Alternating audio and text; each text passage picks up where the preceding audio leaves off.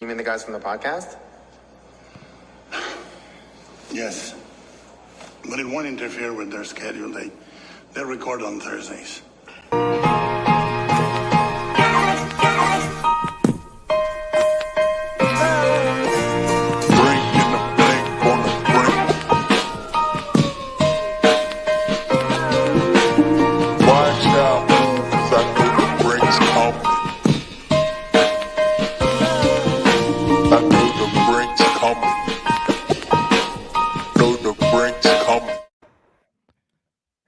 Hey, brewskis. You're not going to get the super energetic, at this point, cringy intro that Paul the Jabberhammer does because he's not with us. And I mean that like right now. He's not like dead or anything. I mean, I don't think he is. I don't know. He hasn't told me. But yeah, he might pop in later. He might be alive. He might be dead. I don't know. We're going to have to wait and see. But we've got Nate P from Shore Lunch with Nate P. You guys have requested him. We got him here. Before we get to Nate, though, just want a reminder, make sure you sign up for that Patreon because I'm poor and I'm spending so much money on Astroglide and they're still not paying us. And we are going to start March 1st. We're announcing it now, 8 o'clock. We're going to do the first Patreon live show. You're only going to get access to that if you give me your money. I don't think that's the way you're supposed to promote a Patreon, but we're just going to roll with that. And, also, if you want to sign up for the Discord, you can either email us at bassandbrews@gmail.com or hit us up on Instagram or TikTok, and we can let you in there. The brewskis are always running wild, being absolutely feral. So, yeah, I think that's all the housekeeping. Nate, how are you, buddy? Good day, sir. So, again, a lot of you have requested Nate. He took some time out of his day. I know he's a busy... I think it's influencer. Is that the word, Nate? Did you ever think you were going to be an influencer? Influencer, content creator, Lord of the internet. That's my official title. You know, I used to really love the term content creator because I was like, oh, that's dope. Like, it gives like a name to something. But now it's so overused and it's so fucking cringy. It makes me feel icky. Like the influencer and content creator. It's just like, ugh. Yeah, it's bad. You ever look at these there's these sites that are like content creators in the wild or influencers in the wild. Yeah, I see them sometimes when I'm cruising around downtown. It'll be like two guys in matching outfits and they're doing like there's somebody taking pictures of them. It's the weirdest thing. And I think, you know what, Eric and I do the same shit. We're just fishing and cooking. Yeah, that's true. Like, I mean, do you think somebody's like, oh, shit, there's those content creators in the outdoors again? I'm sure of it. We were recording a show one time in Portland, and I told the dude, there was like some other guys on the beach where we were fishing, and I said, he was like, what's your deal? And I said, yo, we're filming a YouTube show. And he's like, you better not tell anybody about that. You're not going to make any friends around here telling people that. Like, okay, bud. Portland's a little weird. Portland, and I think that's a video where you went sturgeon fishing, right? It was pre-sturgeon fishing. Okay. We actually went for what were we going after? Salmon, some sort of salmon that were running up the old Columbia River. Mm-hmm. We got skunked like we usually do out there. I think we got to the run a little bit late. Yeah. But the people out there, the guy turned out to be really friendly and like actually helped me. You ever fished out on the Columbia River with these like things, these buzzing things? I can never remember what they're called. Yeah, I know what you're talking. I'm originally from Washington State, actually. So I've fished the Columbia quite a bit. Never gotten any well, that's not true. I did hook into a sturgeon, but we were on the Coast Guard cutter pulling into Portland. And I couldn't pull that fucker up. Because we wouldn't stop. My good boyfriend that runs Shore Lunch. He's the operator, the director, producer, content creator, influencer, all that stuff. He lives in Portland. Okay. We kind of split our times. I'm here. The filming, is this going to show on the internet? Yeah. I should be making hand gestures and things? No, you're good. We're just hanging out, having drinks, bullshitting.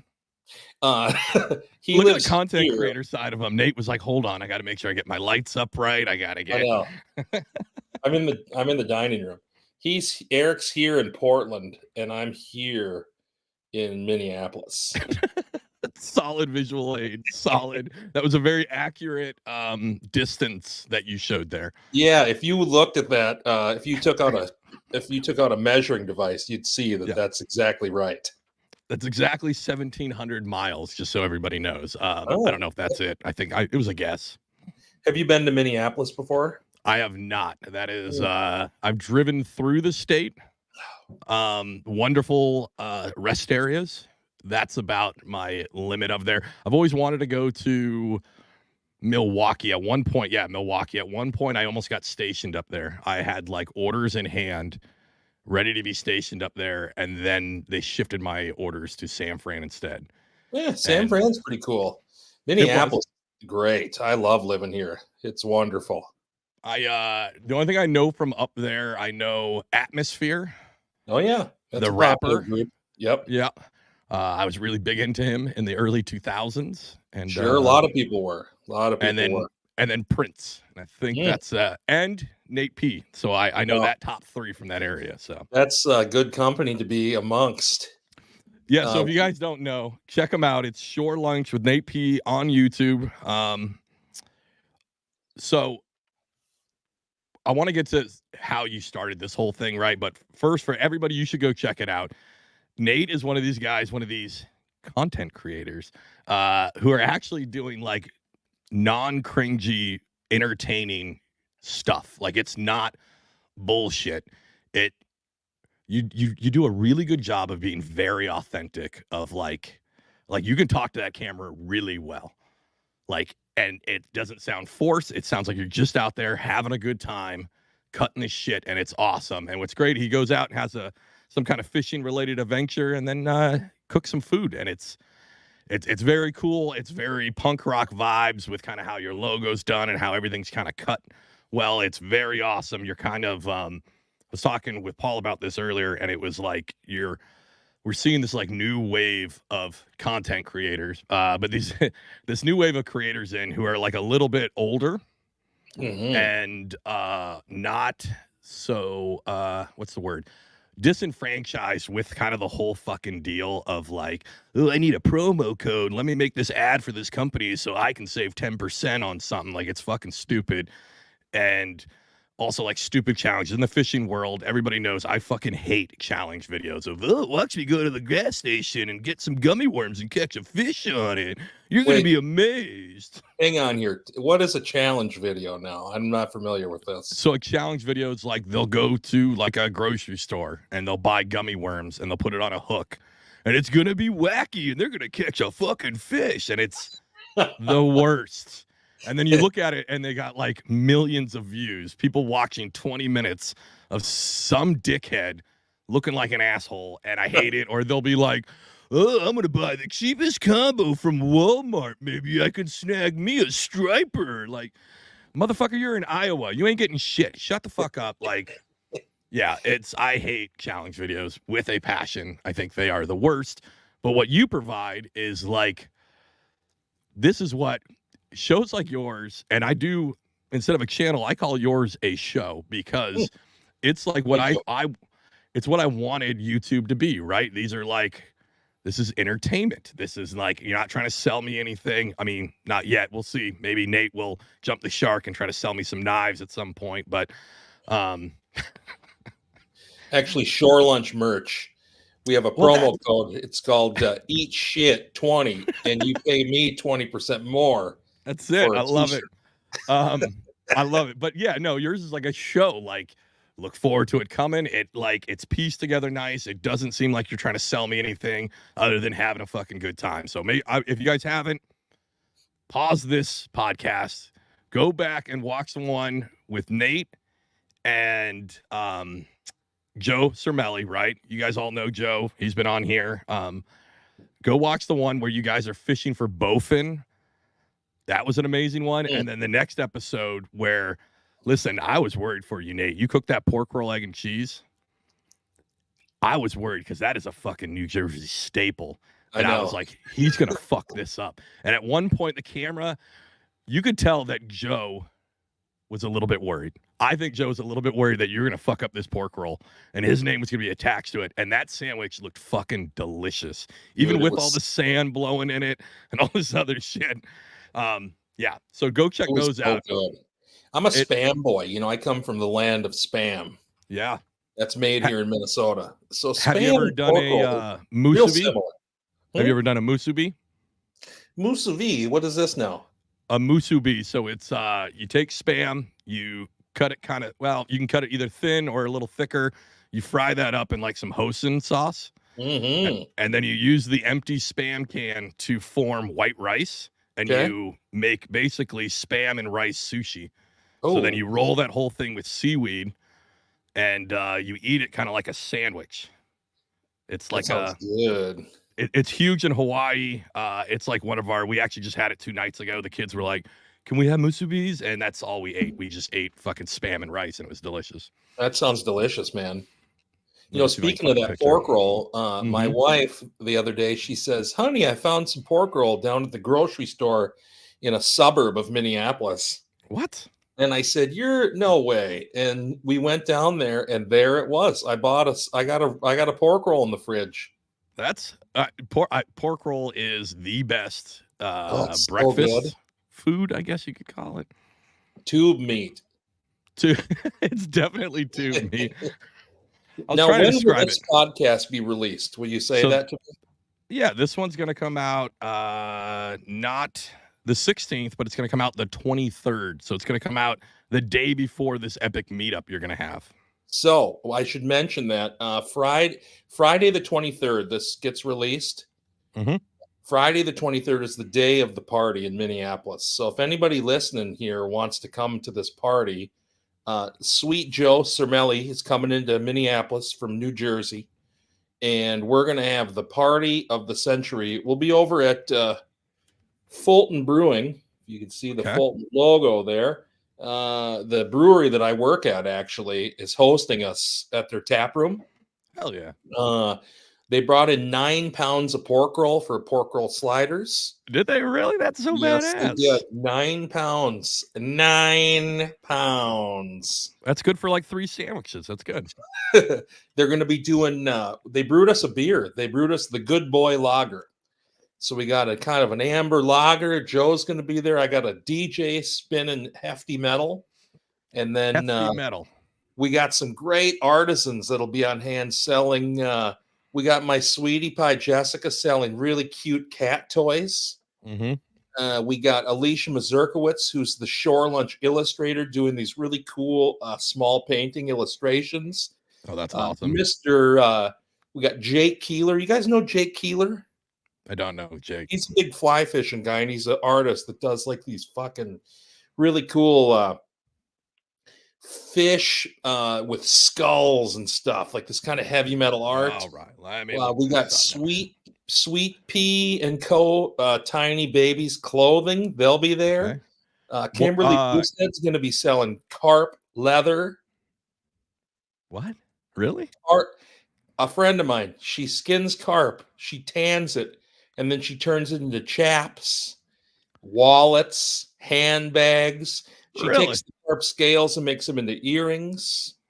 That's got to be better than fucking eating them, right? Like that sounds like an actual way to actually like use what it's a way to use carp, and they don't get harvested. I mean, there's a lot of carp everywhere. It's a lot of carp. So it's a good way to use them. And I'm pretty sure she takes the guts and puts them into her garden. So that's the perfect use I found for them is a fertilizer. But I know it was Jake. What was his name? Jake Keeler. And then there's another boy that's going to be there called Ted Hansen. That's another really good artist. Oh, this dude's sick. He's got like Satan holding a giant trout. Like it's amazing. I'm telling you, man. I love it. If you go onto my Instagram page, which is I think just at Shore Lunch with Nate P, we've made posts. Go on there and take a peek, and you can figure it out. That's okay. So real quick, here's a look for you. And again, if you guys aren't watching the show on YouTube, this sucks for you. I don't know what to tell you. That's a musubi.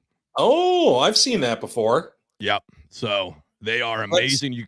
You can also mix scrambled eggs with the rice, Oh, and then you cook it up, right? And you have like this like eggy rice mixture, and it makes a great like breakfast treat. We used to get them all the time in Hawaii. They are insane. that looks delicious. And you just fry it in hoisin sauce? Yeah, so you fry the Spam in hoisin sauce, and then I like to add a little, like just regular hoisin sauce in between the Spam and the rice when I go to press it. So I'll Yeah. add just a little bit more. You can add other stuff. I've also done it with like buffalo. Oh, Like yeah. buffalo sauce on that is really good. Actually, it's a real good mix. We've done. My wife likes it. I'll do honey, so we'll run honey down it, so you get a little sweet and then a little savory from the Spam itself. Like You we ever put a actually little eat a wasabi in shit there? ton. So good with the wasabi. I put a lot of wasabi. My wife hates that, Yeah. but I will layer the whole side of the Spam with it, so every bite you get that kick. We actually eat Spam probably way too much. Like we'll do it with Spam and eggs all the time. Like that's a normal like Sunday thing. Big Spam's fan of so Spam. good. Yes. Now, if you're living in New Jersey, do you feel like you're not doing the state right if you're eating ham instead of pork roll? Yeah. So what we do is we go down in the basement where there's no light. It's me, my wife, and my kids will get a big blanket and we put it over our heads like birds. And we make sure that the governor can't see us as we are eating Spam. Who's the No, governor of New Jersey? Who is it now? Murphy, Phil Mr. Murphy. Murphy. Yeah. Alex Murphy, like Robocop? No. Phil Murphy, Alex Murphy. That would be amazing. I just thought of RoboCop as my governor now. Like I think that would be. I'm really obsessed with RoboCop. They just came out with a video game. I don't play a ton of video games, but I have been playing this one, and it's phenomenal. It is not for children because you are just blowing dudes' heads up. It's awesome. If you said, "Hey, Nate P, what's your top 6 favorite movies?" Mm-hmm. RoboCop, the original, would be on that So list. good. It's so. For me, it's a ton of nostalgia, right? Because that was like one of the big in rotation. I don't know if when you were a kid, we used to do this all the time. We'd go to the Blockbuster, you pick out a movie, right? But then we'd also get, because we were a little poorer, so we'd just rent the VCR, and it was that fucking VCR that had like the big handle on it. Oh, I've rented the VCR before. Yeah, so we would do that, and that was one of my top picks. Like my dad would be like, "I just need something for you guys to be quiet to," and I'm like, he's like, "Oh, okay." He didn't even look at it, didn't even know what it was the first time I got it, and I obsessed with it since then. It's RoboCop's so amazing. good. What age are you? What's your age? I'm about ready to turn 40. Oh, okay. So you're a young, tiny boy. Yeah. I'm almost 70 years old, Alex. Are you really? Are you in your 60s? I'm in my late 60s. I'm 45. Oh, I was like, holy shit, no fucking way. I'm perfect RoboCop age. Yeah. Like RoboCop's amazing. Man. In my rotation, it was always like Goonies, just because I'm a fucking 80s kid, right? So everybody had Goonies. Yeah. It was RoboCop. And then if we go a little bit, for a while, I had an unhealthy relationship with the movie Last Action Hero, to where I would watch that. One. It was not good, but I loved it as a child. Yeah. What about Total Recall? You a Total Recall guy? Total Recall was, that was huge in my house. My dad was a big science fiction guy, and we would watch the shit out of Total Recall. And I'll be completely honest, before anybody starts getting on socials and texting, yes, as a child, I did watch it for the boobs at first. Like, it was pretty cool to see 3 of them. All right. It looked so, I always thought it looked so fake. It did. It did. It was super fake, and I actually just rewatched that a couple months ago, and it looks even worse now. The best part of that movie is the Quattro, or Quato, living in that man's chest. Yes. That threw me off so hard seeing that for the first time. It's so bizarre. It is. And like I saw it as a kid, and I was just like, holy shit, what the fuck are they doing? Like, this is insane. This is insane. Blew my little mind. That was another, hey, Pops, if you're listening, probably not the best parenting, but thank you for it, because that was like a long list of inappropriate entertainment. So Nate, my dad was super into reading, right? Yeah. And like books? Yeah, books. Like my man would have a book everywhere with him. Cool. At all times, right? And I, as a kid, he was like, oh, cool, you like reading too? And I'm like, yeah, I do. And he goes, okay, well, you can read some of the books I'm reading. And I think his idea was that we were going to talk about it, right? So the first book he gave me to read was Cujo by Stephen King, and I was probably 8. It's a brutal book. Yeah, and I was like, that was pretty scary, Dad. And he goes, really? You think that's scary? Here's a big one. And then I read The Stand. Oh. Yeah, so my very single digit is when my dad started having me read very inappropriate Stephen King books for an 8 to 9-year-old. The Stand is that's a good one. I started reading those King books. I still read some Stephen King to this day. He's not bad. He's not bad. He's great, and probably one of my favorite book series is The Dark Tower. And I started reading that when I was a little boy. I actually just listened to it on the internet for the second time in the last 2 years, and it just keeps getting better and better. It's so good. That's one that I have on my list. Like I on a whim, probably too many brewskis after after podcasts, I bought all of them. Oh, sure. And they're sitting on the shelf because I haven't revisited them since I was a kid. And I really need to get back to them because that was another huge one. That was, again, Harry Potter. As I started to get a little bit older, Harry Potter was just coming out. And so there's all these teenagers flipping out about it. I'm like, yeah, but have you read The Gunslinger or any of The Dark Tower? Like, that's way better. And they're like, shut up. There's, I don't think I can say it without giving away anything, so I'm not going to, but okay. There's a lot of weird pop culture references in The Gunslinger that are from other books. Yeah. In the Stephen King universe and other universes. He links them together. Yeah. Yes. And one, Nate, feel free to spoil something that came out in the 80s. I don't want to spoil, just because I remember the first time I read it and was like, all the things that were happening, they were untainted. I enjoyed it so much. Yeah. I'd hate to spoil that for somebody. Well, if there's anything I know about our listeners is they probably don't like to read because they don't know how to. So are we doing, is this a podcast for dumb people? Listen, these people are fucking mean. These are my own fans, and they make fun of me relentlessly for being short. They make mean memes about me. Are you a tiny man? I am average height. I'm like 5. My license says 5'11", and I'm definitely not 5'11". I'm like 5'7". That's not. I don't think that's. Here's what I think. Everybody's different. Yeah. I'd rather bring people up than knock them down, especially for things they can't control. I mean, you would rather do that. You could wear high-heeled boots with an insole to raise your height a little bit. Thanks, Nate. Thanks. I'm a 6-foot man. Yeah. I was actually 5'11 3/4 for 45 years. And my last time I went in for a physical this year, I grew 1/4 of an inch. I for the longest time, so when I got my driver's license, I was living in Washington at the time. And then I joined the military and ran away. But in Washington, if you join the military, there's no expiration date on your driver's license. You just never have to update it. Oh. So when I went to go get that one, I said, hey, why don't you put 6'1" down? And the guy's like, there's no fucking way you're 6'1". I was like, dude, I'm going to grow. So for 20 years, my ID said I was 6'1". And if anybody really looked at it, I'd go to a bar and they'd really look at it. They're like, this has got to be fake. There's no fucking way you're 6'1". I was like, wow. Stand up now. Let me have a look at you. No. You've failed. You failed the test. Oh my God. It was, So when I had to get a New Jersey license, I had to be truthful and I put 5'11". That's still a lie. Just a fun fact and maybe an unethical life tip. You can fucking put whatever you want on that. Yeah, I know. My driver's license said 250 for a long time, and that is not accurate. Mine says 5'11", 75 pounds. Because I thought they were going to stop me, and they didn't. So my driver's license says I only weigh 75 pounds. So if anybody tries to tell me different, you're a liar. You want to know why? Because the state of New Jersey says I'm 5'11", 75 pounds. That's awesome. Also, did you know on marriage licenses, you can put any occupation on that? Interesting.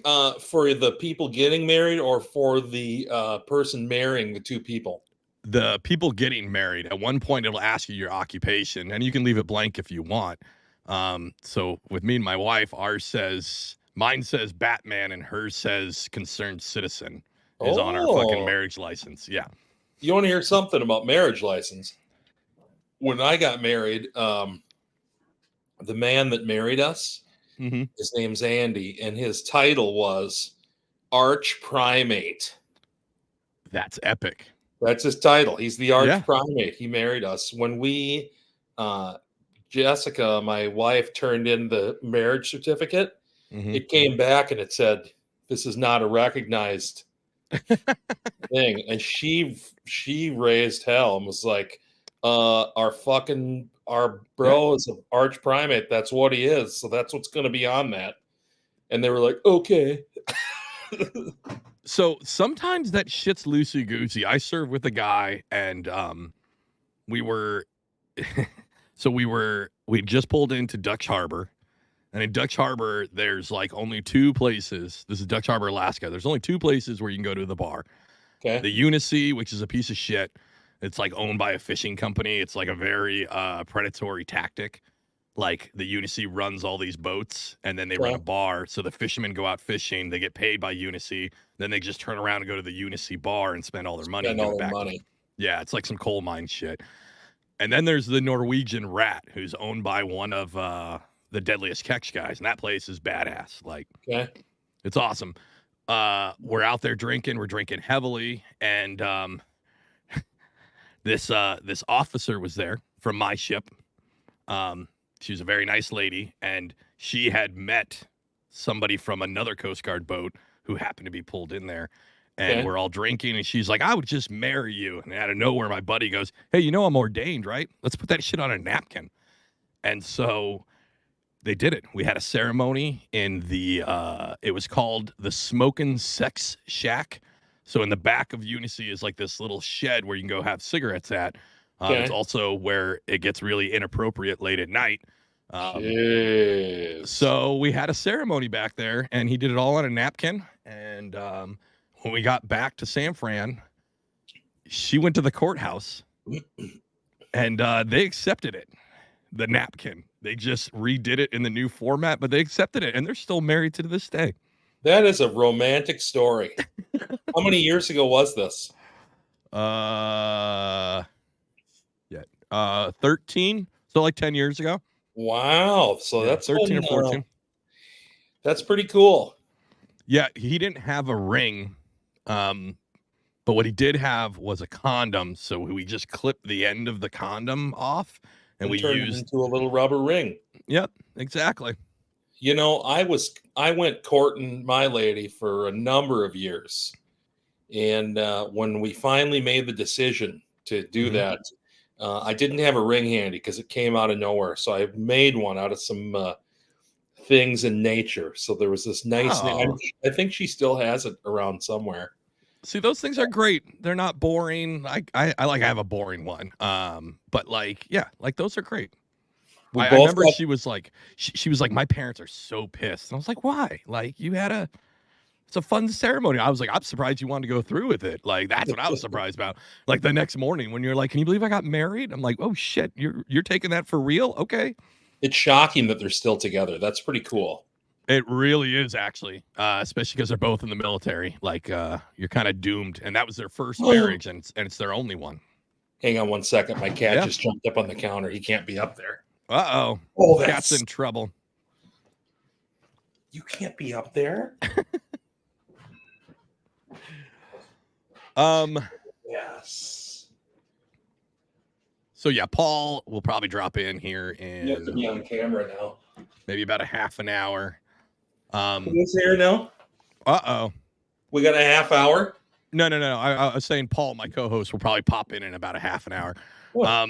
Listen, you can't be whipping that thing around on camera. He's a good boy. He just can't be up on the counter. Are you a big cat guy?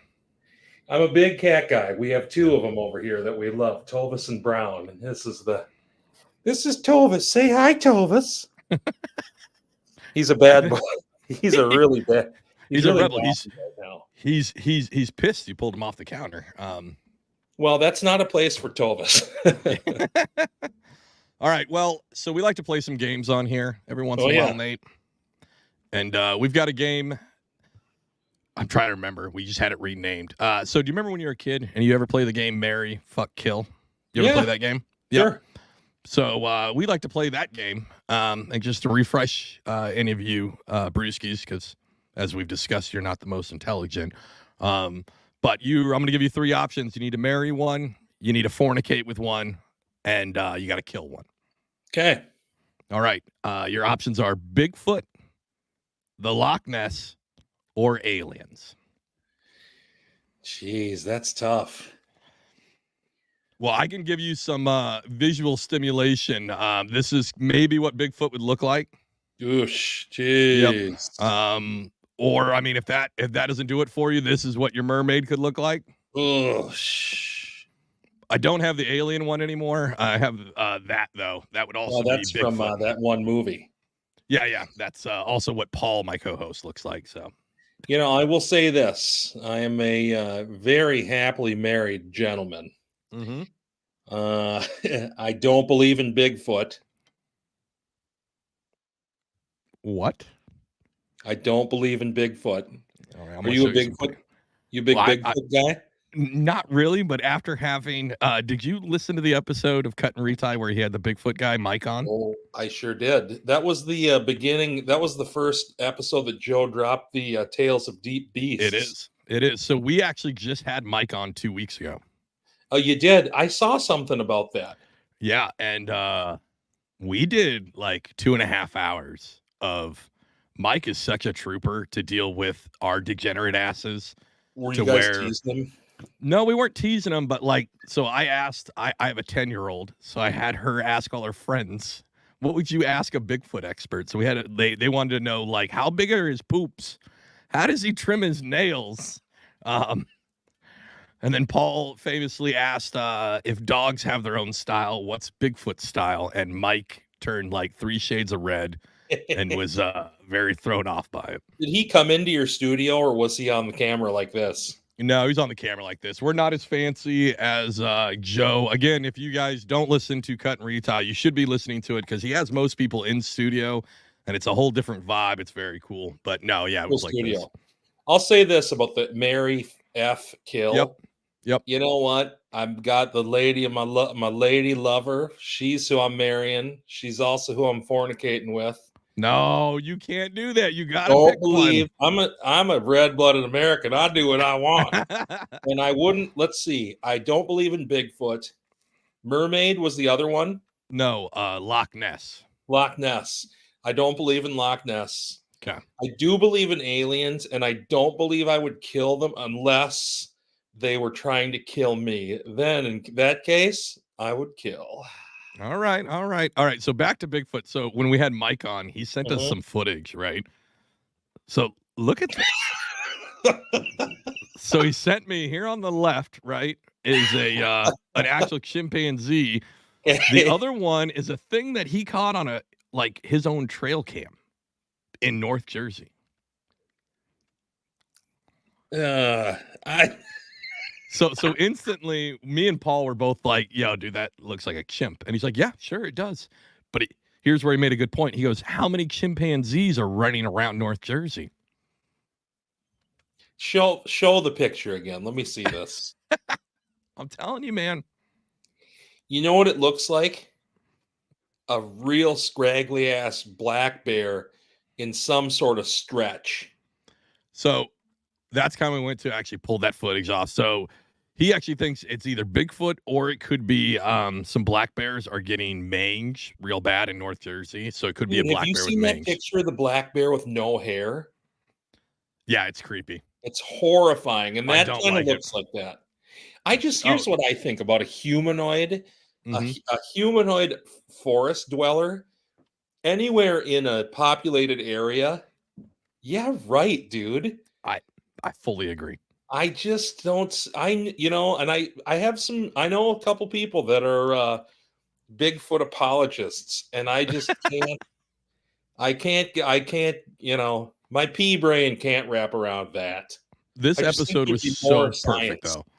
This episode was so perfect. The only way, so I've been trying to get a Bigfoot guy on the show for like 6 months.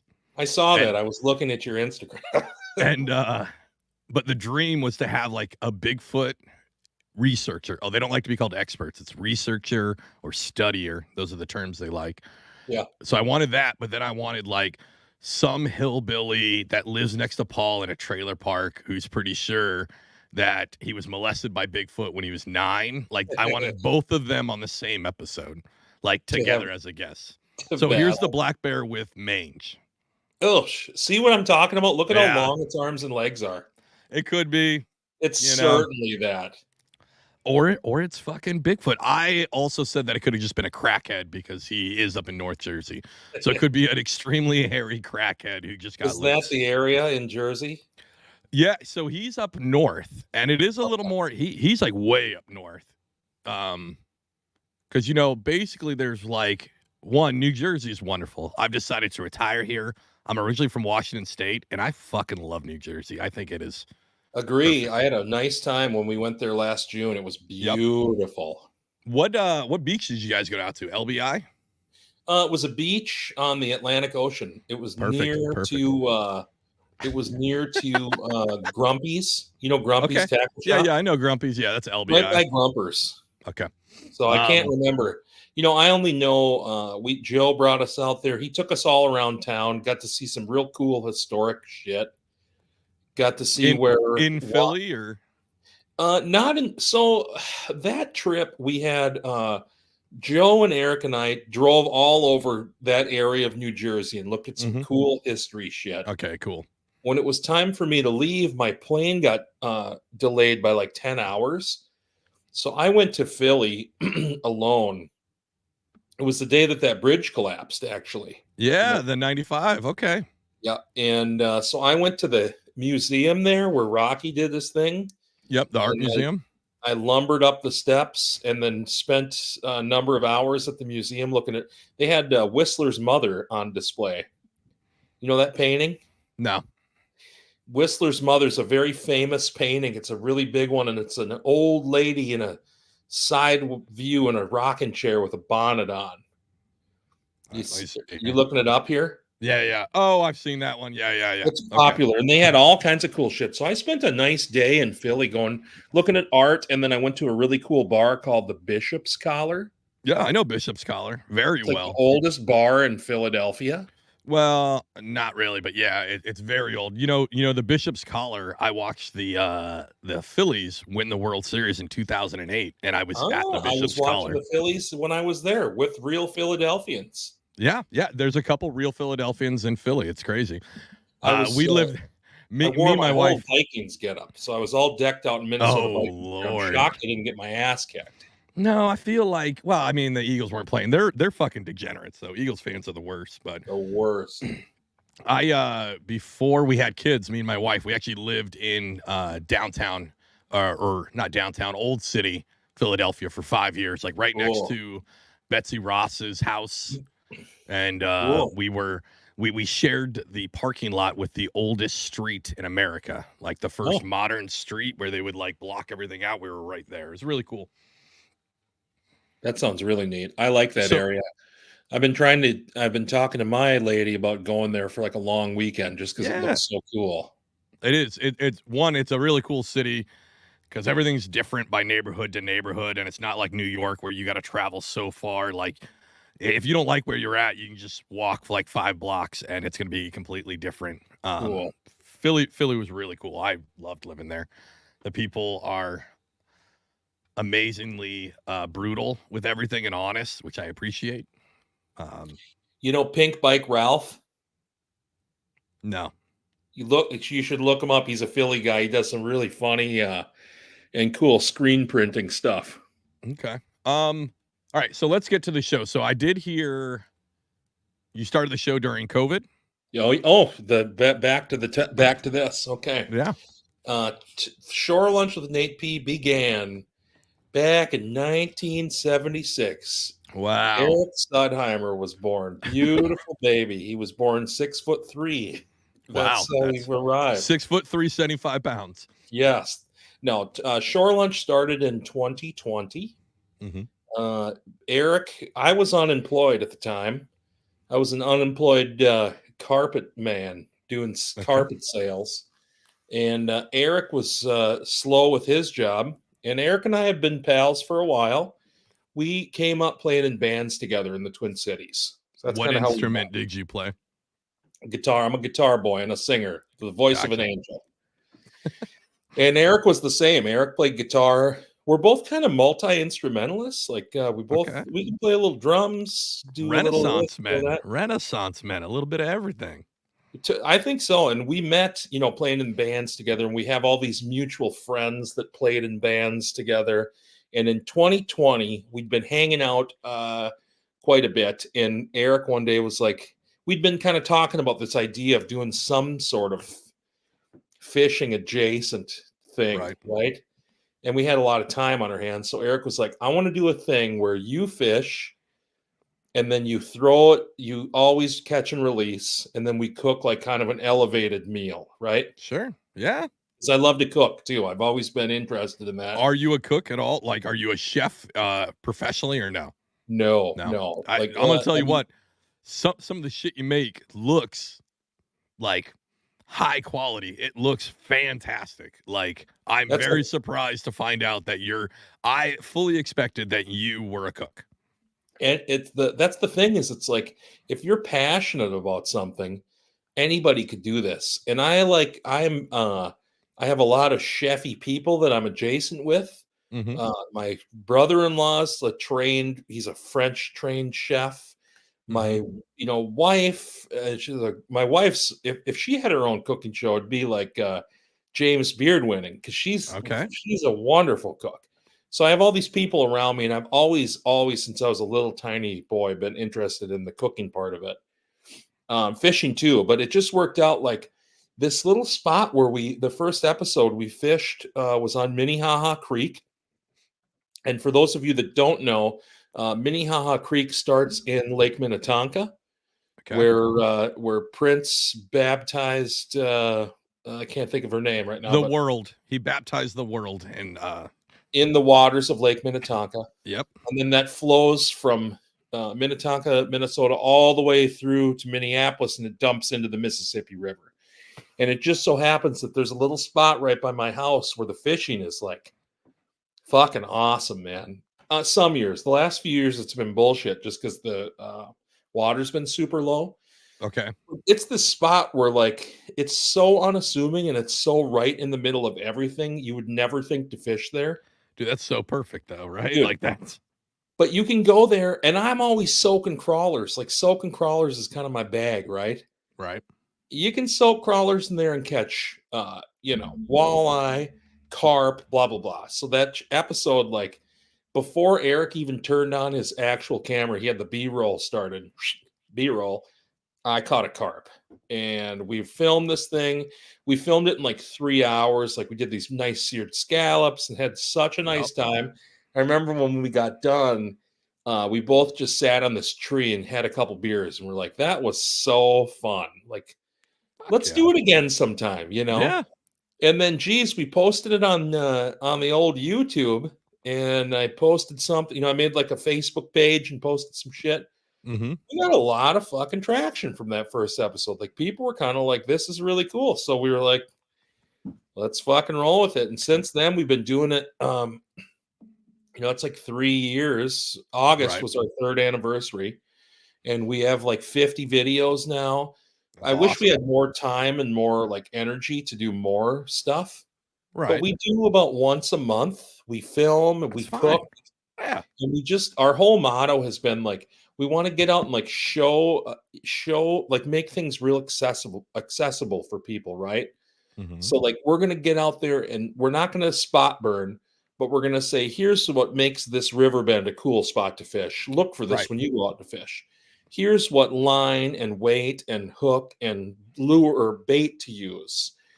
Here's like how long you're going to marinate this chicken thigh for. Like all these little things, we're trying to be like, and it started off like that where we're way more focused on the learning aspect of it, which we still are, but then it kind of took a humorous turn I think because Eric and I are both, comedy geniuses of our generation. Just kidding. We're just we both like to have a really good time, and that shows. And when you mentioned earlier about like the authenticity piece and like the Yeah. talking to the camera piece, the only reason it's so good is because Eric films me for like 16 fucking hours, and then he's able to cut the 15 minutes out of that.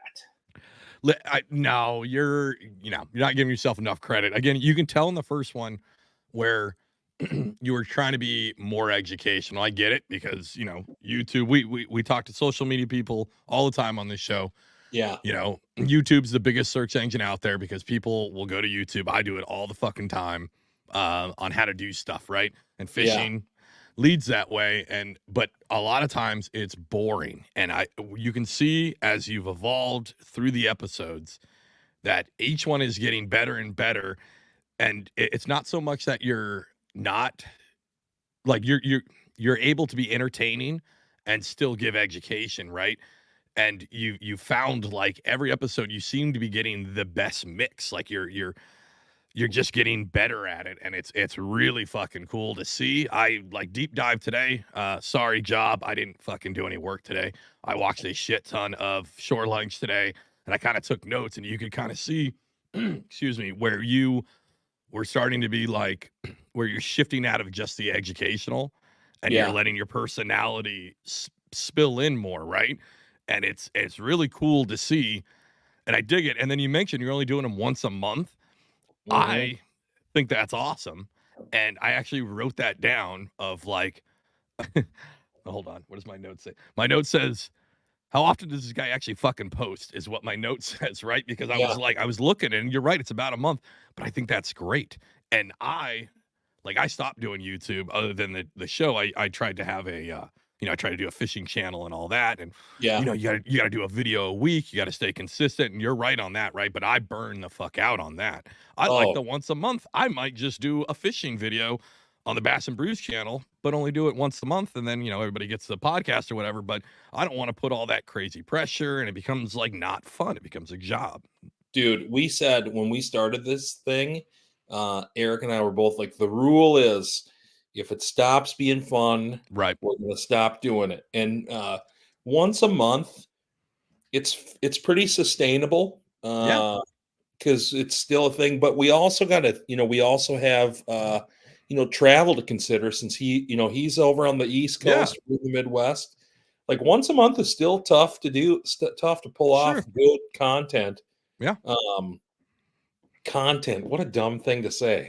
It sounds bad, but it is the best way to say it. But again, you folks should listen, or not listen, watch, because again, you make it, you'll get some tips in there, right?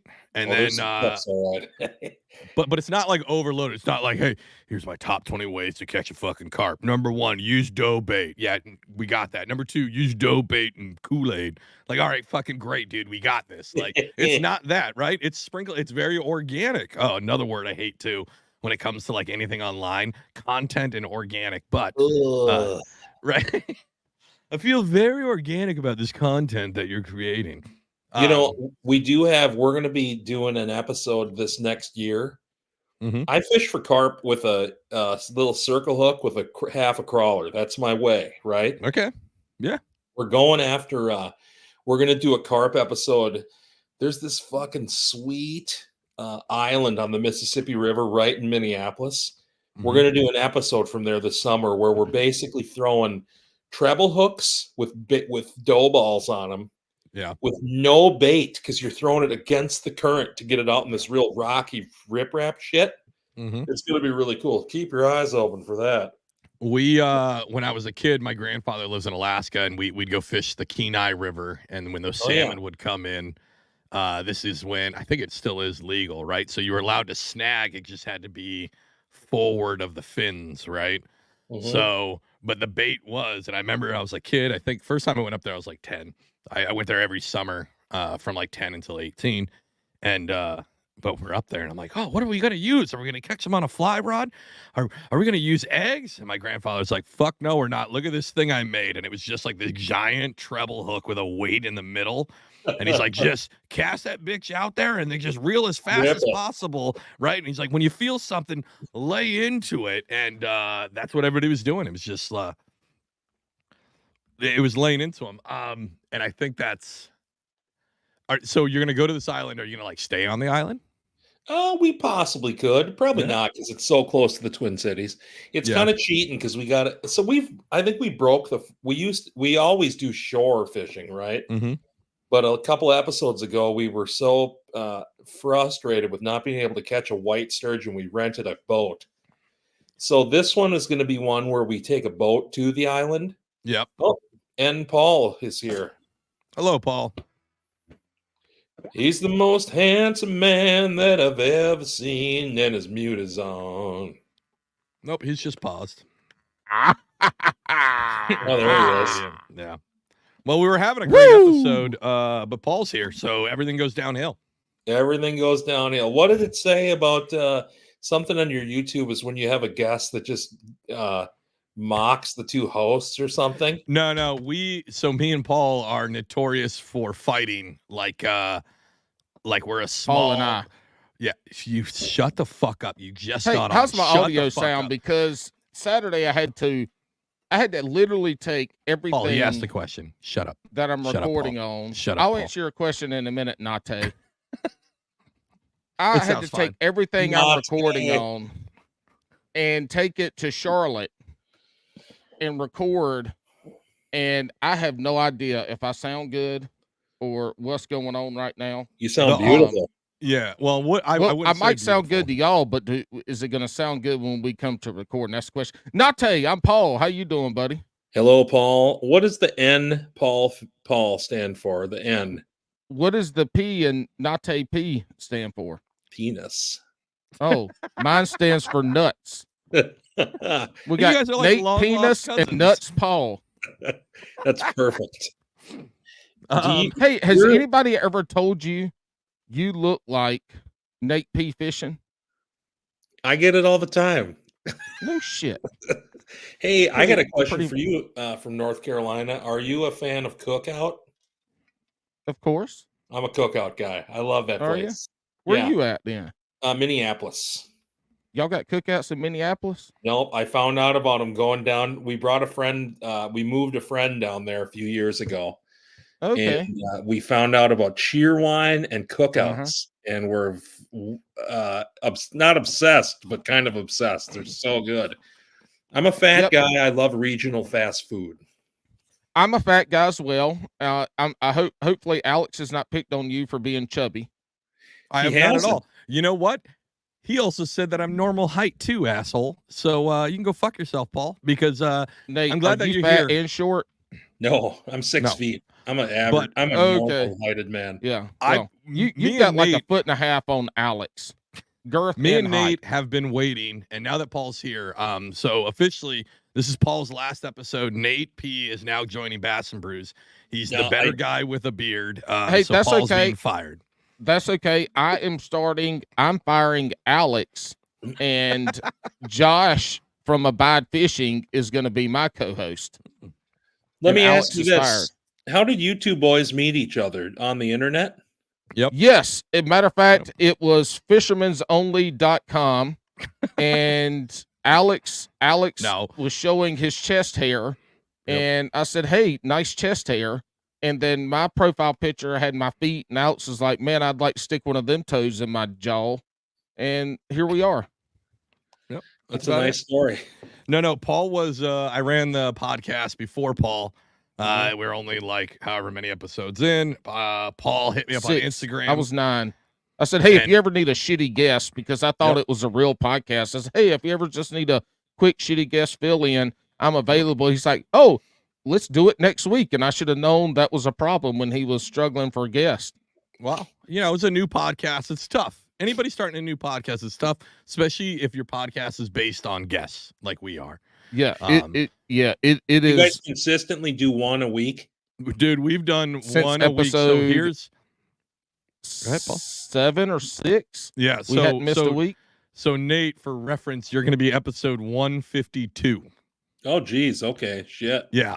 So we've done an episode a week for almost 3 years. Yeah. So, our listeners have heard it, but for you, like I was in the Coast Guard. I got Paul on though as a guest. We had a great time. Show was super scripted, and it was only like 45 minutes, maybe long. Me and Paul ran over 2 hours. Paul and he completely blew up like this script I had. And then a couple days later, he said like something about like if you ever need a guest host, and I was like, motherfucker, you just come on as the co-host. Nope. He's the other way around. He has swayed too much in the boat. It's because what happened was like 2 I weeks. feel like this is an old marriage, and I'm just trying to back out of it at this point. You know what I mean? Yeah. He don't back it up anymore, so he's trying to back out. Well, who owns all like the publishing, and who puts the shit online? I put the shit online, but we are 100% 50-50. 50-50. Yeah.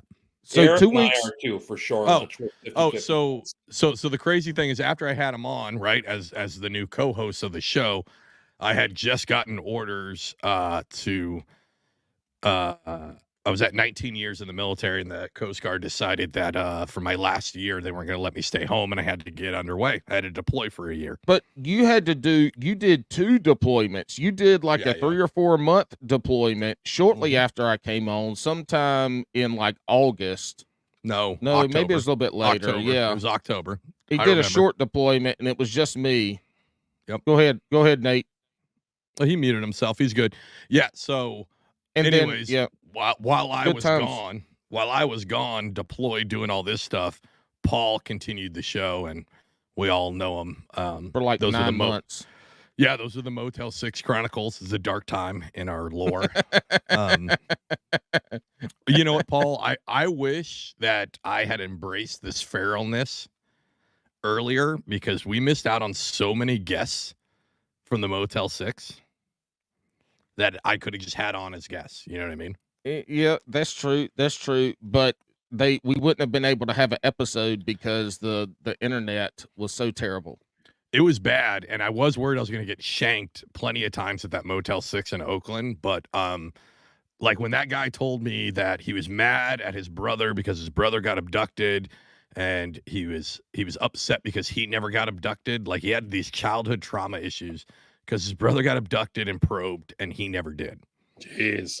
And this is why I'm at like the ice machine, and I'm like, cool, I just need to get this ice. Can you not talk to me anymore? That'd be great. Yeah, there's definitely been body parts preserved in that ice machine you were getting ice out of. That would have been a time to suggest a therapist. Yeah, no, this guy was just like, what are you doing in there? I'm like, oh, I'm about ready to record a podcast. I'd love to talk about aliens. And I was like, no, like we're an up and coming serious fishing podcast. Talk about Bigfoot. Well, now I want to talk to him. Like, now I want to go back to Oakland, find this guy, get him a taco, and fucking talk about how, he wishes he got diddled by aliens. That'd be great. So Nate P., what's the journey that got you here? We already are did. today? Shut the fuck up, Paul. Shut up. An hour into it, Paul tries to do his Look, intro. My son's basketball team made the playoffs. Oh, and beautiful. And they won tonight. They won tonight. He's a defensive specialist. He's best defensive player they got. I look at the schedule Monday, and I'm like, 7:45 at night. These are 9 and 10-year-olds, and they got them playing a game at 7:45 at night. And then so I told my wife, she's like, I can't make the basketball game. She says, bullshit, you can't. Yeah, and you got to make that basketball game. Is that is it school time, or is this like traveling basketball? No, it's school time. But I got to get up at 3 a.m. in the morning because we're headed down to Orlando for 2 things. One, my daughter has a gymnastics meet, so we're headed down there for the gymnastics meet. And we're combining that with 2.25 days at Universal Studios. But special rain. What a weekend you got planned, Paul. Yeah. You go bass fishing down there? No, I'm not allowed to take any fishing material. But it's supposed to rain almost 2 inches on Saturday and another 3/4 of an inch on Sunday. The 2 days that we're in the park the longest. So it's I'm gonna be about as moist as a fresh hooker. We just had 7 inches of snow yesterday, and we haven't had any snow for the entire winter. Oh, did your lakes freeze over? Are y'all at least able to get on the ice? I've been out a few times. We're going out this weekend. Well, there's 6 inches in places, so there's What? Oh my yeah, God, that's like no ice. that's like no ice. Like we should be out right now driving on all lakes. Oh my God. This year's been crazy. Like we got Joe coming next weekend. Mm-hmm. Wait, yeah, I no should ice say, fishing. Joe's coming. Joe's in town right now. Yeah. I picked him up at the airport yesterday. I was about to say, Nate, do you want to have Joe pop on real quick? Hey, he's in the bathroom. He's going to be in there for like an hour. And listen, that Joe, he's got the IBS. He's always in that bathroom. That's what I heard. Hey, no, you know what? We're going ice fishing. We got a plan. We got a place to go fishing at. But if the ice is totally fucked, we're going to hit the river. So, well, if there's anything Joe's good at, it's releasing brown trout. He is great at that. He catches some big browns in Old Jersey. I was about to say, I was waiting for Paul to say if there's anything Joe's good at. So, just for you, Nate, I'm sure you didn't listen to the episode that we had Joe on recently. Paul decided to start the show off by did you shotgun that thing or just chug it, Paul? No, I shotgunned the 16 ouncer. He shotgunned a 16-ounce White Claw Surge, Ugh. and he'd already been drinking alcohols. most of the day. Right, so I hadn't drank at all. That was the first one that day. So he got litty, and he was so excited to have Joe back on because Joe's like. So we've had, we'll take people big or small. We take them all, right? If you got a good story to tell, we'd like to have you on the show. But Joe's like a big for us, for me and Paul. Joe's big because we love what he's doing at Cut and Retie, right? That is like. Kind of like what we're doing. We're just a little more vulgar and not as professional as him, right? Joe's an internet. He's a real. He's a big time guy. When we figured out he'd have me on Cut and Retie, I was nervous. Yeah, nervous. And then were you nervous about coming on this one? Picking up this friendship, that's been really great.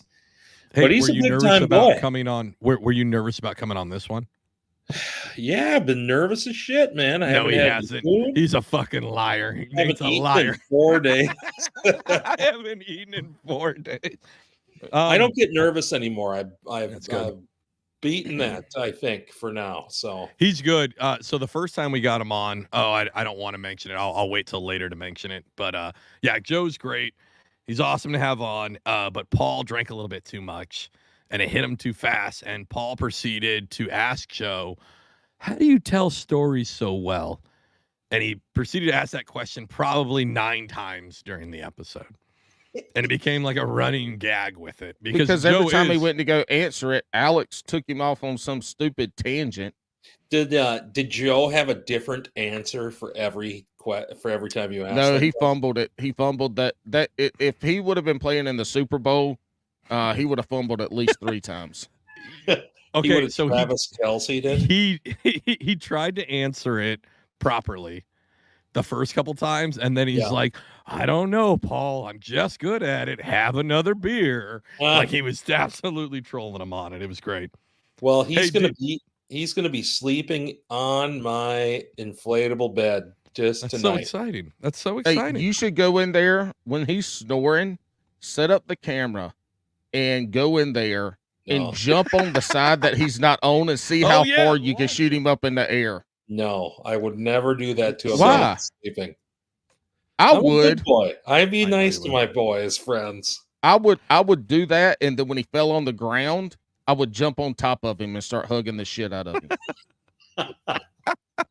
That's why I never when I pick him up. I think there's going to be a lot of hugs. Really looking forward to this whole thing.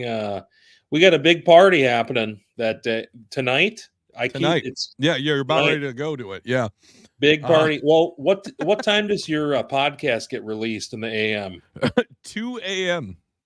Really?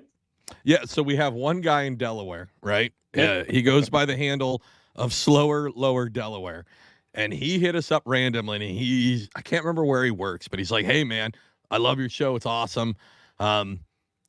The only problem is I love listening to it because he has a commute into work. And he's like, I love listening to it on my way into work, but like I leave my house at 2 a.m. to go to work.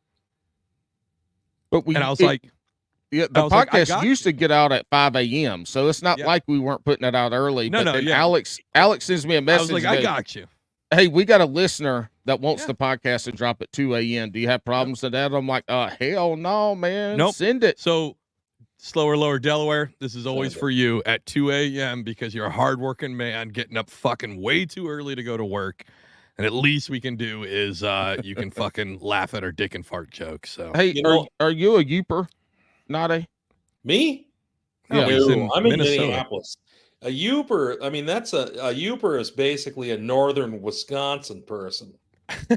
Same thing. Those states might as well be combined. Oh, I've been up there before. I've been to the UP's beautiful. We had an episode in Marquette. UP is awesome. Hey, Marquette, I actually they're way too nice. Marquette, I crashed in, and I didn't crash. I just ran off the road. Well, see, that's what they get for putting a damn a seaman on an airplane. That's right. Well, no, it wasn't in an airplane. It was in a car. Oh. But I went off into the ditch, and this tow truck driver pulled me out of the ditch, and he goes, okay. And then he writes down on a piece of paper instructions to his tow shop so I could pay him.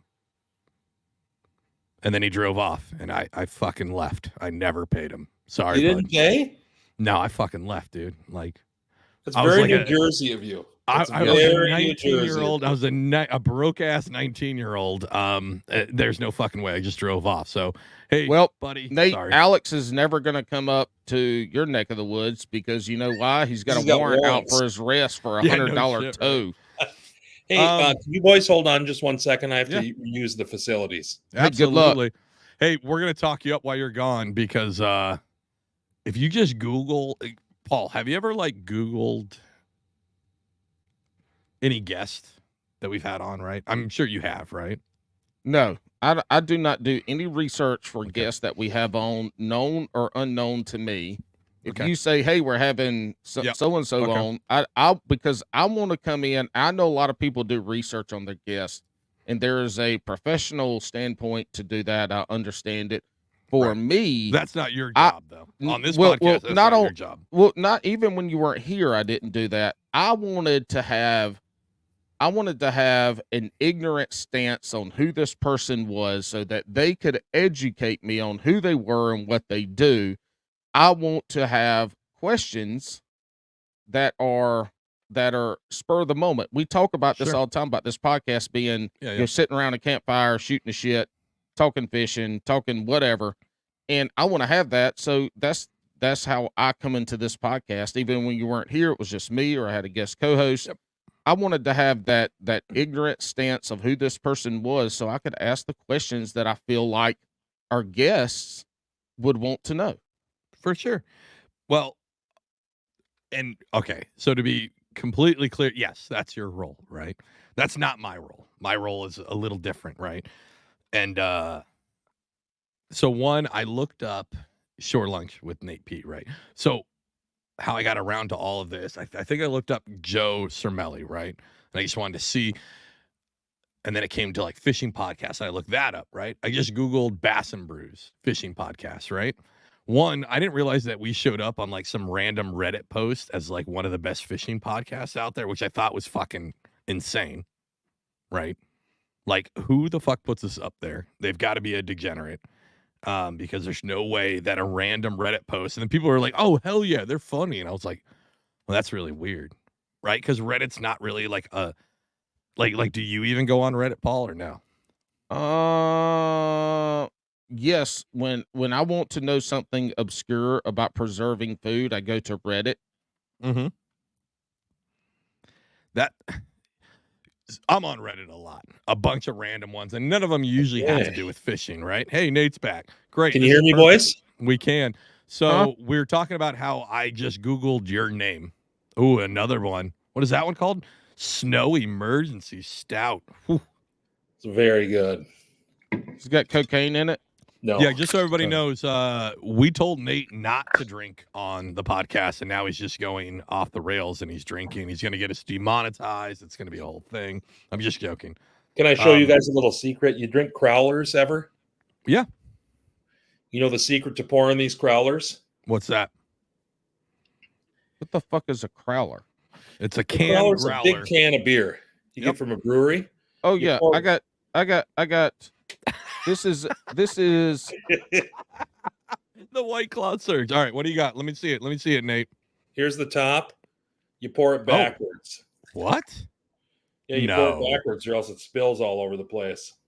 I've got 19.2 ounces of White Claw Surge in my hand, and I pour it forwards. All right, so we were talking about like just randomly Googling stuff, right? Yeah. So I did I Googled Shore Lunch with Nate P, the YouTube channel. I'll keep plugging it for you. But what's really funny is Reddit. So we're talking about Reddit, which is normally not a place where the outdoors or fishing is really active in, right? Yeah. But if you Google Shore Lunch with Nate P, there are multiple Reddit threads saying you are their favorite YouTube channel. Isn't that fun? It's fucking crazy. I mean, it's just like, is that crazy for you or no?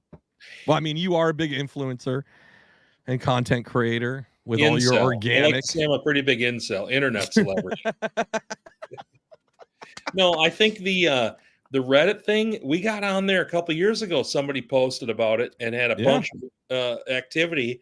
And now sporadically through however the internet works, people, and I don't even know Reddit real well. I mean, well, we were talking, like, I go to Reddit for everything but fishing or outdoors. I go to Reddit for, there's one called, actually I have it pulled up. What's it called? Like, there's like a podcasting one. I'll do that one. But my favorite is Public Freakout, and it's just people flipping the fuck out in public, whether it be a fight or like Karens or shit like that, right? Sure. So I'll do that, and I'll do the Coast Guard subreddit is like my favorite because they let me just shit on everybody. So I'll do that constantly. Like my favorite thing is to troll the Coast Guard one because the cooks are really active on that one. And how long were you in the Coast Guard for? 20 years. I retired out of the Coast Guard last year. Wow. Yeah. And the cooks, we've had really great ones, but most of them are fucking trash pandas. They are fucking awful. Serving me raw chicken, just telling me it's rare. Yes. It's awful. So they'll talk about, like, they'll post these videos because the Coast Guard does win a lot of cooking competitions between the services. Oh, okay. And then I will post pictures of food that they served me underway as a counterpoint. Like, that's cool, you won that. But remember when you gave me a grilled cheese that had no cheese. Yes, that's just toast. It was toast with burnt butter, which I was surprised on. How can you burn the butter in the middle? And they were like, no, that's cheese. That's why it's stuck together. And it's burnt. Yeah, they're trash. We also had a kid for the Super Bowl. We were underway. We were at sea, and we wanted to do a nacho bar. And this cook said, yeah, I got you. And so we're watching the Super Bowl. He brings out the nacho bar, and the nacho bar is a bunch of tortilla chips with grated cheese on top, not melted. We call those rachos. Yeah, they're raw nachos. I'm a big fan of a racho. I love some non-melted shredded cheese and some raw onions. Trash. That's like a good old northern girl that don't shave during the winter. Get you some rachos. Jeez. Well, speaking of northern girls, you gotta stay warm somehow. All right, Nate, have you? That's what those women sound like when they talk too. Okay, Alex, I'm blocking Paul out here. Yeah. Good luck. All right, so Nate, I know you fish, but have you ever watched like a fishing YouTube video? Other than my own? Yeah. Yes, I've watched many. Well, we've got a really funny. Did you fix them? You can't fix them. No, but here's what we have. Is that what I think it is? Oh, it's a bass! Or is it? Yeah, so we've learned that sometimes if you're not looking at the video, fishing videos can sound kind of erotic and weird. I can get behind that. So we're going to play a quick game, and it's called, is this a bass or is it ass? Okay. Oh my god. Oh my god. Oh my god. Oh my god. I can't believe I got this. I can't believe I got this. Oh. All right. Bass, so what's for sure. your, yeah. We kind of have to fix Boy, these, your but- mama sure does care about your schooling. Oh my goodness. Oh, Forrest Was Gump. that a bad Forrest Gump reference? It was. Jeez. Hey, welcome to the show. Nate, welcome to the show with Paul on it. You get bad Forrest the Gump. The worst villain in Forrest Gump he just quoted. I don't know. He you know sure what? knew how to. He sure knew Hold how to on. plug it.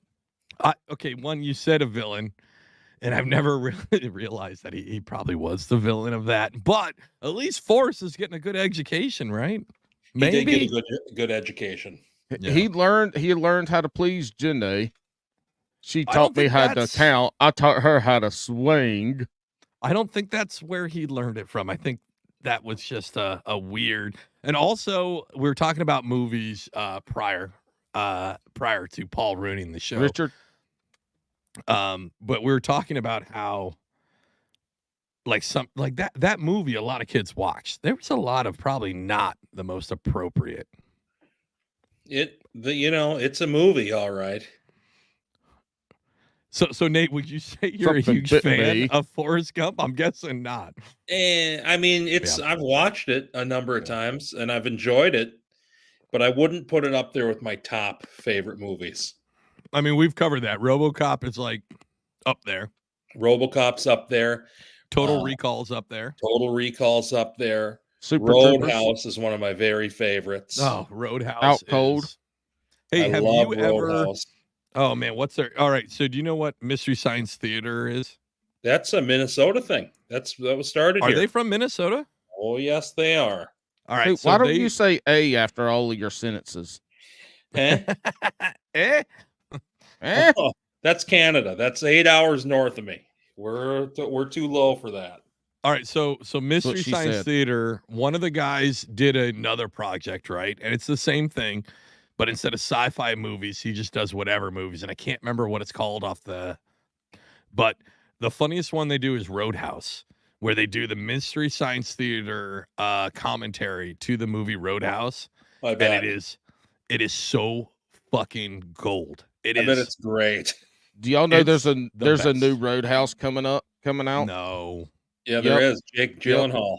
Jake Gyllenhaal and our good friend of the show. I can't remember his name. Solid move, Paul. I like how you tried to name drop, but then forgot the name. I So what did. you're saying is that maybe everybody should go see the new Roadhouse because there might be a Bass and Brews sticker. I wonder if we're gonna see boobies in the new Roadhouse. I don't think so. No. Mm. There weren't a ton in the original. I mean, it There was only did we even get to see a boobie in the original? Actually, I mean, the original Roadhouse has every aspect of film. It's got a love story. It's got extreme violence. There is some nudity. There's music. All of There's everything. There's a hero. There's a villain. It's an Yep. epic tale. I would say the best Roadhouse movie was Black Dog. no, Roadhouse was the best Roadhouse movie. I don't know if I've ever seen Black Dog. It's the one where he was the trucker. You talking Swayze? about Swayze? Yeah, I don't know if That I've sounds seen that familiar. before. he was a trucker. It's pretty much Roadhouse on wheels. They put the road in the house when he That was a trucker. sounds. That In his sounds very. in his sleeper cab. Yeah, and you know when you're trucking and you don't get enough sleep and you're all hyped up on uppers and your uppers go to downtown and you're tired and you see the black dog, that's right before you wreck. Interesting. I have a good friend of mine that's a trucker. Okay. One of my goodest boyfriends. Mm-hmm. What they should do is they should combine Dirty Dancing and Roadhouse. And make a movie called Dirty Roadhouse.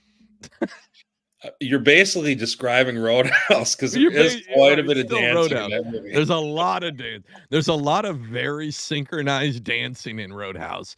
There is a lot. Yeah, but you didn't have a 40-year-old man, scooping up a 17-year-old girl and people being upset that her dad was mad about it. I don't understand. No, I think you're right. Roadhouse is the better film because they Dirty Dancing's a great movie too, though. I mean, one of the top 3 movies to ever have been discovered is Out Cold. Zach Galifianakis's breakout role. Yes. I don't know if I've seen that before. Oh my God, you have got to watch that fucking movie, Nate.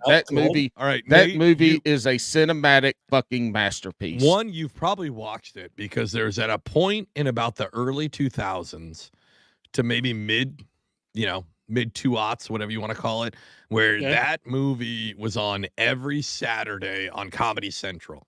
Like they just played it consistently, right? It is one of the greatest movies to have ever been discovered. The best thing I'm going to say this here. I go a lot off of the old Rotten Tomatoes. Yeah.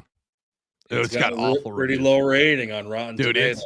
It's so but bad. The low rating, the low rating movies on Rotten Tomatoes usually lend it to being a cult following movie that people with good taste have to understand. Hold on. So do you remember in Hot Tub Time Machine where they're basically like spoofing those 80s skiing movies, right? So this is like the edgy way to do it. These guys were all like snowboarders instead of skiers. They were snowboarders, right? Okay. And they were in like a mountain town. So they were trying to do like the 80s. I don't have to take a test movie to tell them I do drugs. Right. That was really funny. The best. He shit in the cup instead of peeing in it. He did. Also, Zach Galifianakis had to get somebody over because he put his wiener in a hot tub jet, which still to this day boggles my mind because a jet pushes goes outward. the opposite way. Yeah, but his wiener was stuck in it. So it's a masterpiece. And I have it looked up here. I'm going to save it in my little web browser here. Maybe I'll give it a look. Listen, I'm telling you, this is going to change your life, Nate. I don't know about that. It does have Lee Majors in it, and I like Lee Majors. Lee Majors was the bad guy. in it. Yeah, Lee Majors is in it as the bad guy. Some guy had his pecker stuck in my hot tub. Yep.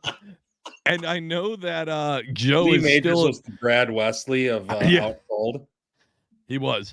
I know that Joe's still in the bathroom because he takes long bathroom breaks, but I think this is the best thing, especially because he just landed. What better way to spend an evening with your buddy than watching Out Cold together? Hey, in the early 2000s, and as Alex said earlier, the early 2000s, when that movie came out on DVD, I went and bought it.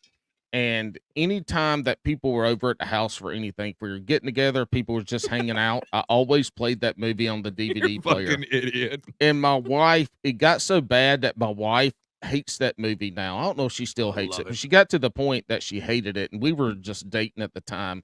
She would hide the DVD from me.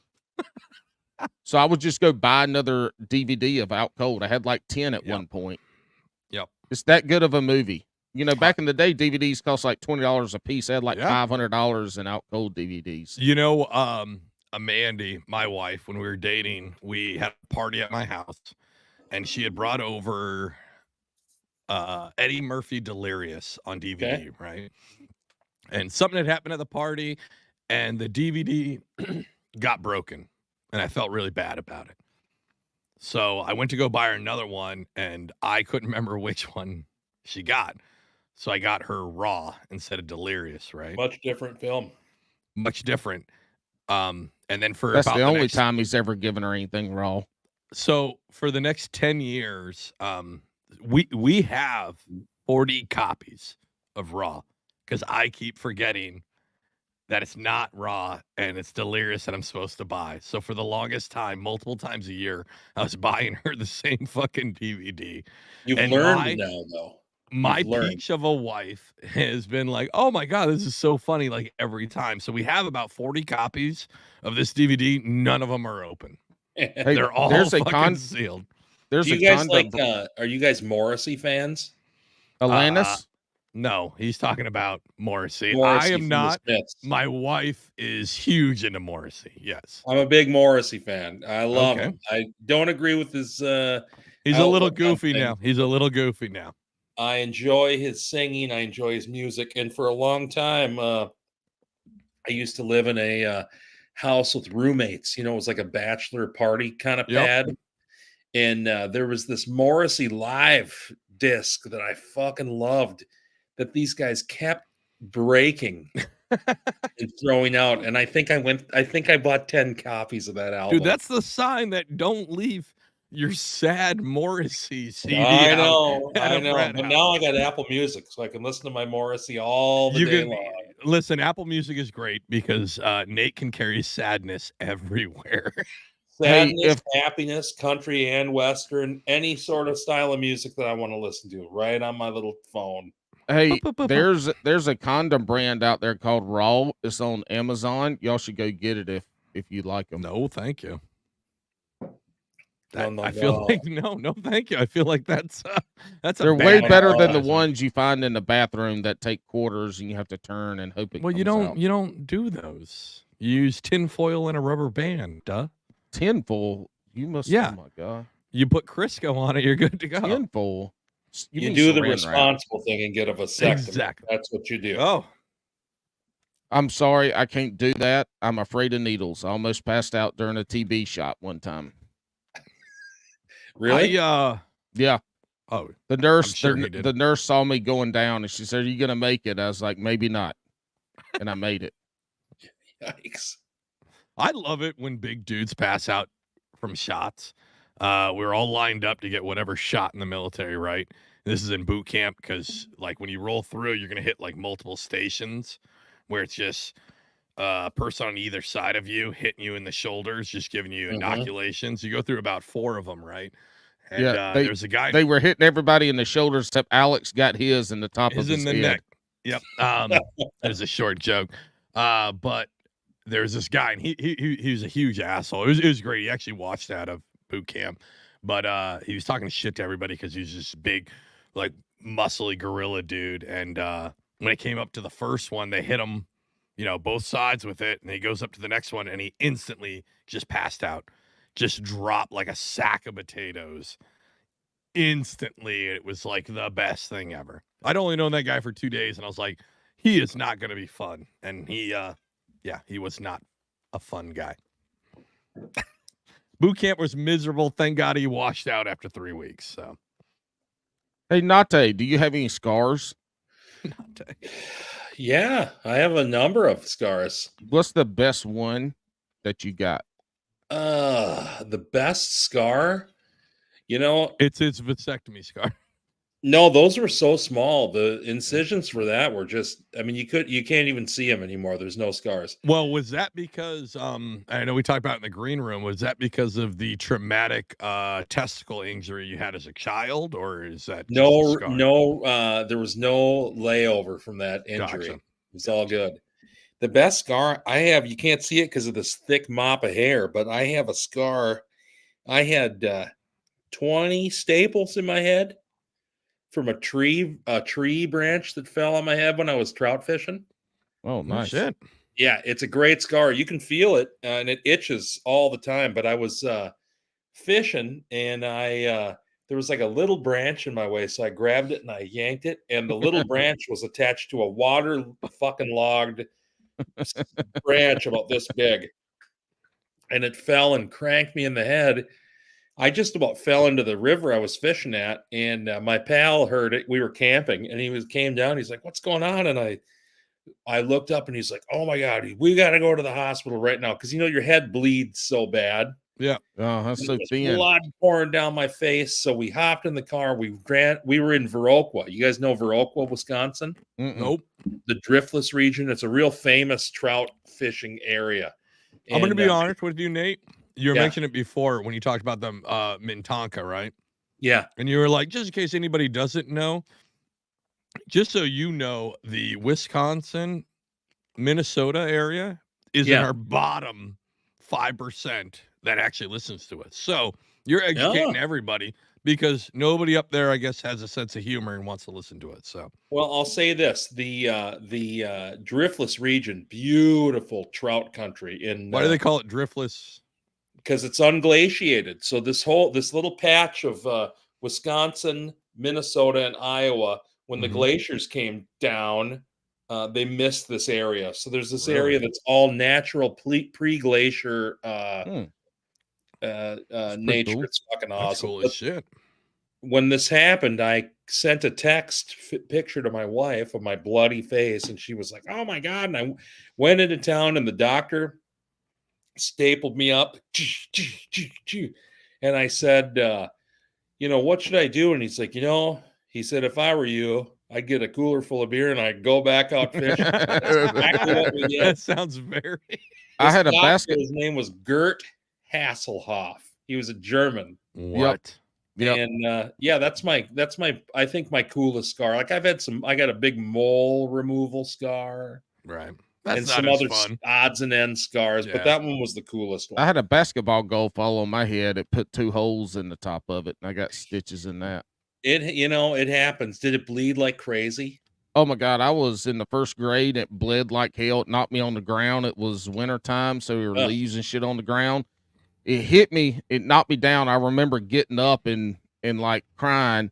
And my head was hurting, so I did my head like this, and then there was blood, and so I started screaming, and I ran inside. I was at my neighbor's house, and I ran inside, and I was freaking out, and I was shaking my head, so blood was like going everywhere. So they got me, and then they stuck me under the sink, and when they stuck me under the sink, all the dirt and leaves and shit was going into the sink, and all I saw was red coming down my face because I had my head in the. It was terrible, and I got 7 stitches. Wow. I made straight A's until that shit happened. I mean, I think it gave me a higher dose of ADHD. Oh, I'm an ADHD man. He got straight A's. After the injury, he turned into a 3rd-string punter. That's what happened. That's how bad it was. I was always a dumb man, and then that branch hit me, and I've turned into a real brainiac. Hey boys, there's a report here that our takeout food or delivery food's going to be arriving at some point soon. Absolutely, man. All right, so we're going to hit the shotgun round. Before we get to it, shout out whoever you'd like, whatever you'd like right now, because the Brewskis, the Bass and Brews faithful, are a very awesome bunch of people. They can't read, but they're awesome. But this is the only part where they're going to rake you through the coals. So I want to give you an opportunity to kind of shout out whatever you'd like to right now. Okay. Little shout out to, let's see here. We got the event coming up tonight. If you're anywhere within a few hours of the Twin Cities, why don't you drive down to the Fulton Brewing Tap Room, downtown Minneapolis. Fulton Brewing, 414 6th Avenue. Come on down. Joe Cermelli's going to be there. We're going to have a good time. If you can't make it, go ahead and find us on Instagram. You know what that is? Mm-hmm. It's on the internet. And I think we're at Shore Lunch with Nate P. If you just search it, you'll find us on there. You should also subscribe to us on a Patreon. Mm-hmm. Oh, you boys have a Patreon group, correct? Yeah, we're working on it. Yep. We have a Patreon. We have people that come and pay us money to do fun things, and then we give them bonus footage. Anywhere from $1 to $100. Yeah, a few different lines in between. We don't care. Come join us for some bonus footage and a nice time. I'm gonna wear my bikini and come hop on your live later. Don't you work at that brewery? I do. I work at Fulton Brewing. So anybody else, like it doesn't have to be today. You could just show up, and Nate might be there. So if you're ever in Minneapolis, just show up to the brewery. I'm in sales, so I'm at the brewery or at the tap room sometimes, but most of the time I'm out on the road. Listen, you're going to be at that tap room all the time when all the Brewskis flood that tap room. Dude, I gotta say Nate, I need to see Nate. Where's Nate? At least at minimum, at minimum, say Nate said the first 3 were on him and put them on his tab. They'll throw you out so fast. No, I got to tell you guys this. So Fulton Brewing, this will take, can I tell a 5-minute tale real quick? But it's your podcast. You can tell what you want. Just don't let your food get cold. Damn, I can't talk. You cannot talk. So I've been in the flooring industry for years. Carpet, hardwood, luxury vinyl plank, laminate floors, all this shit. I lucked out to get a job in the sales department at Fulton Brewing. Fulton has been they've been a Minneapolis brewery since 2009, one of the first craft breweries here in the Twin Cities. Nice. And it's just a great place. So if you ever are in the Twin Cities, you got to come down to the tap room and give it a shot. And I will say this, the tap room shows Shore Lunch. They project it, and they project it on repeat all the time. I love it. They're great supporters. Why not? They Lunch. should. It's really cool. I am glad that you found. Huh? Are your stickers up on the wall? Are up on the wall there? I saw on Instagram. There's stickers. That was actually a different brewery that sticker was at. Oh, that's a different one. Okay. Oh, yeah, shit. that's a different one. Somebody put one at. Hey, it's a good thing you found that sales job in brewery. So now your back and knees will last you at least another 10 years. Yeah, dude, I was never a carpet installer. I just sold it and worked in the production management. Oh, that's yes. So you had the minions that were missing teeth installing. There we go. That's smart. Yes. Okay. I'm a former general contractor, so I know all about the flooring guys. Shut up. You're not. He's a also former have a Bachelor of Arts in Peace, War, and Defense from the University of North Carolina at Chapel Hill. He does somehow. All right, we got to get the shotgun around because this fucking Chinese is going to get cold. I know, but Nate said that was a 5-minute story, and it was about 2 minutes. All right, we're going to hit the shotgun round, and It's Tom. Boys and girls, let's see how far down the rabbit hole we can go today. Woo! It only takes one. All right, here's how this is going to work. We're going to ask you a set of rapid fire questions. I don't know why that's playing. My bad. No, it's your bad. We don't need an explanation on your answer. We just want right off the top, unless we ask you for a stream of consciousness. Let's go. That's it. All right, wacky or Texas rig? Texas. My man. Are you going to spend more on a rod or a reel? Reel. Crocs or flops? Crocs, of course. Hey-o. My man, there it is. Hey, have you tried Hey Dudes? Can you repeat? Have you tried Hey Dudes? I'll never wear those shoes. Oh, they are fucking magnificent. Fuck you, Alex. They are magnificent. Nerds. Those are nerd shoes. Fuck you, Nate. I hate you. Joe's Alex a liar. ain't a nerd either. either. You're a nice guy. Pineapple on pizza, yes or no? Yes, of course. My man. You know what? Fuck that. No, that's terrible. That's terrible. A 5-hour session of fishing, or a 3-hour session of fishing, do you want 5 2-pound fish or 1 7-pound fish? 5 2-pound fish. Yeah, that's the content creator in them. I got it. Yeah, you're ruining. If you watch enough Shore Lunch, though, you realize only half of the episodes we actually catch fish. I know. That's okay. Alex and I have been doing this podcast over the last year and a half, and I'm the only one that's caught a fish. That's not true. The answer to that last question should be, I don't give a shit. It doesn't matter. Right. How deep would you go in Bigfoot? No, I'm just joking. Paul, you missed it. He doesn't believe in Bigfoot.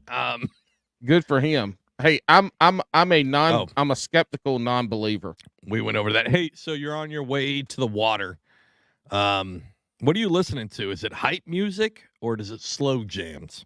It's my Apple Music rotating, so it could be anything. Probably Thin Lizzy. Thin Lizzy, I love it. Thin Lizzy guy. Have you ever eaten beaver? No, I have not. What? Really? No. You live in like beaver territory, the land of beaver. Never tasted it. Bo, you gotta get you some beaver. Never have. I would. I'm not afraid. Yeah. It tastes like pulled pork, except it's beaver. Yeah, I'll try it if I'm ever offered. Paul's got a whole beaver factory at his house, so you'll be able to. If you ever come to North Carolina, Maybe I Well, will. I'd like not to not try here, this. but if you let me know in time, I might get you some beaver. Yeah. I'd like to try it. I've heard it's delicious. It is. It's wonderful. We have friends that trap them too. Especially if you're really, yeah, I would think up Yeah. there. It's like that's like That's a what I'm saying. That's 13-year-old's dream. Yeah. I've eaten Damn. plenty of squirrel and all kinds Yeah. of different things. Never beaver.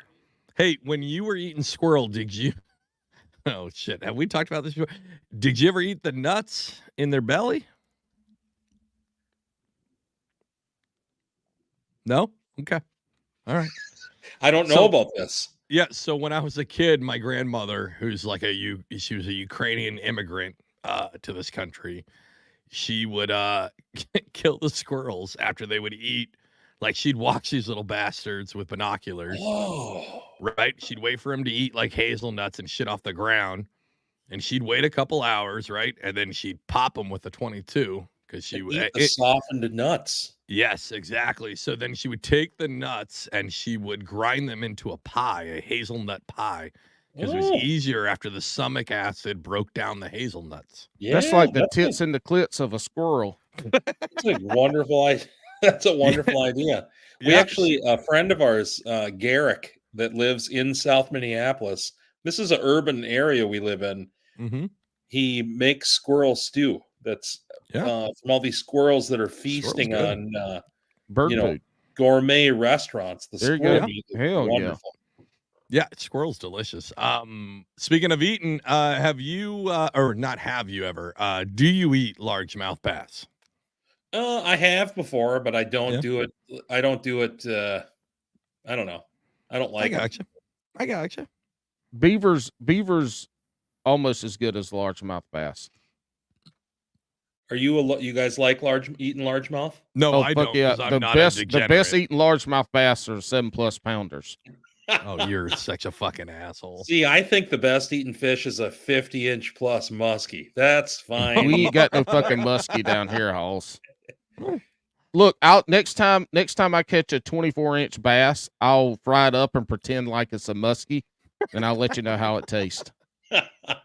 All right, every great angler loves a sandwich, right? That's like the universal food when you're out on the water. What are your top 3 sandwich proteins?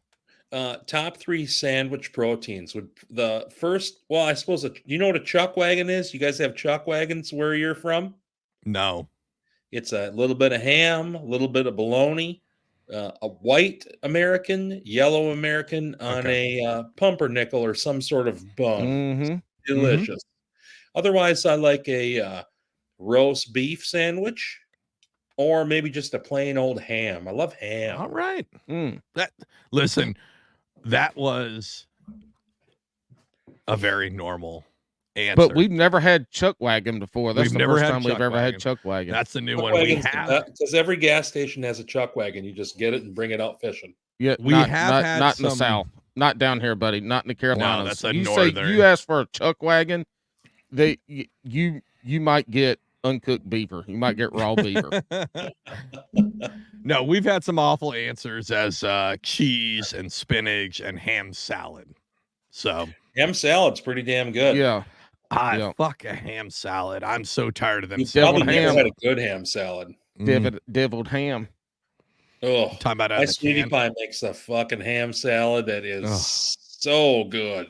A Listen, potted I meat wanna- sandwich. Oh my God. The ham salad you could dip with a crispy chip. Yeah. As a dip. It's so delicious. Listen, Nate, this is what I want to see. The next episode of Shore Lunch. I want to see a ham salad episode. The next episode you see of Shore Lunch is going to be Joe Cermelli and I live in front of a studio audience. Hell Nice. yeah, I cannot It'll be wait. the next Well, Catch a that's largemouth tonight. bass and That's cook tonight. and eat it Yeah. live. You know, we're gonna go ice fishing for that episode tomorrow. We're going ice fishing for that episode, and maybe we'll catch a largemouth. Hey, if y'all see a beaver, snag it up, cook it. I love that Nate's tried to hold like the timeline. So, like, you have held this timeline through the whole episode. I just It's want the it to best be thing ever. accurate for your listeners. You know what I mean? Yeah. I mean, we've already covered that the brewskis would love to read. They just can't because they don't know how to. Do they also not understand the construct of time? No, that's why they listen to this stupid ass podcast for almost 2 hours every week.